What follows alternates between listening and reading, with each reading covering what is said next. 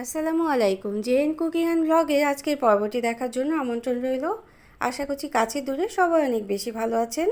বাটাবাটির কোনো ঝামেলা ছাড়াই কাঁঠালের বিচি ভর্তা করব। তো এই কাঁঠালের বিচির ভর্তা অনেকই সুস্বাদু একটা রেসিপি। তো আজকে খুব কষ্ট ছাড়া এবং অল্প সময়েই ভর্তাটা করে নেব। তো আমার রেসিপিগুলি ভালো লাগলে চ্যানেলটাকে সাবস্ক্রাইব করে সাথে থাকবেন, আর ভিডিওটা দেখার শুরুতে একটা লাইক দিয়ে দিবেন প্লিজ। এখানে 1 বাটি পরিমাণ কাঁঠালের বিচি নিয়ে নিলাম। ধুয়ে পরিষ্কার করে নেওয়ার পর রোদে শুকিয়ে নিয়েছি এবং কাঁঠালের বিচিগুলো প্রত্যেকটাই আমি ছুরি দিয়ে চিড়ে দিয়েছি যাতে ভাজার সময় ফেটে না যায় এই জন্য। তো রসুন কোয়া, শুকনো মরিচ, ধনেপাতা কুচি এবং পেঁয়াজ কুচি নিয়ে নিলাম। এখন এটাকে ভেজে নিতে হবে। তো প্রথমে আমি এটাকে কিন্তু কাঁঠালের বিচিটা রোদে শুকিয়ে নিয়েছি। রোদে শুকানোর পরিবর্তে চুলোর নিচে 2-1 দিন রাখলেও কাঁঠালের বিচিগুলো খুব সুন্দরভাবে একটু মুচমুচে হয়ে যায়।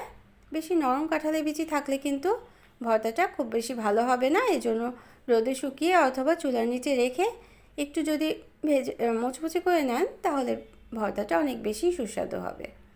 তবে 10 থেকে 15 মিনিট সময় নিয়ে আমি এভাবে নেড়ে চেড়ে কাঁঠালের বিচিগুলো ভেজে নিয়েছি। যখন একটু নরম হয়ে আসবে এবং উপরের স্কিনগুলো একটু লালচে চলে আসবে তখনই বোঝা যাবে যে কাঁঠালের বিচিগুলো ভাজা হয়েছে। অনবরত না নাড়লেও চলবে, একদিক হলে তারপর আবার নেড়ে দিতে হবে। এভাবে করে নেড়ে নিয়ে নামিয়ে নিলাম। এখন আমরা গ্রাইন্ডার জারে পেস্ট করে নেব।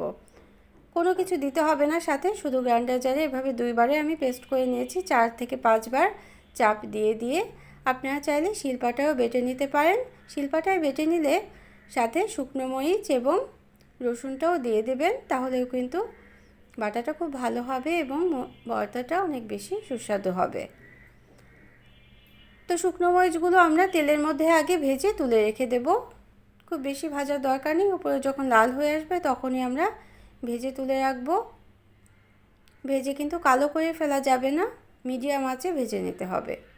এখন প্রথমে পেঁয়াজ কুচিগুলো দিয়ে দেব। পেঁয়াজ কুচি যখন একটু লাল হয়ে আসবে তারপর রসুন কুচিগুলো দিয়ে দেব।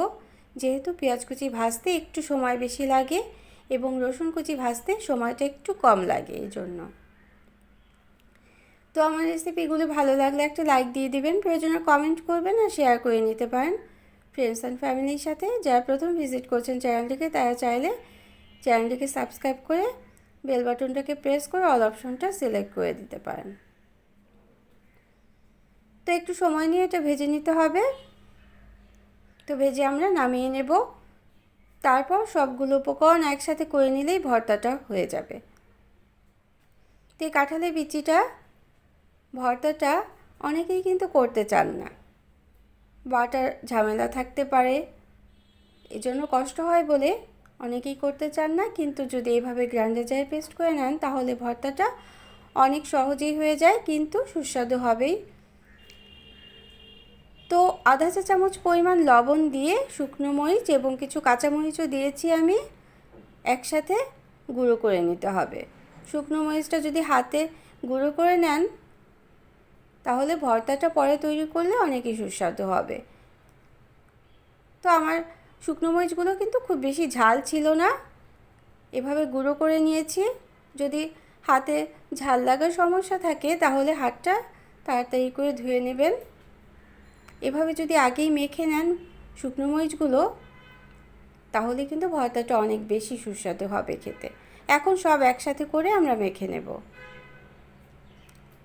তো এটা অবশ্যই খেয়াল করতে হবে, প্রথমে শুকনো মরিচ, পেঁয়াজ কুচি, রসুন কুচি প্রথমে মেখে নিতে হবে হাতে, তারপরে একসাথে কাঁঠালের বিচির যে মিক্সারটা আছে সেটার সাথে মিশিয়ে নিতে হবে।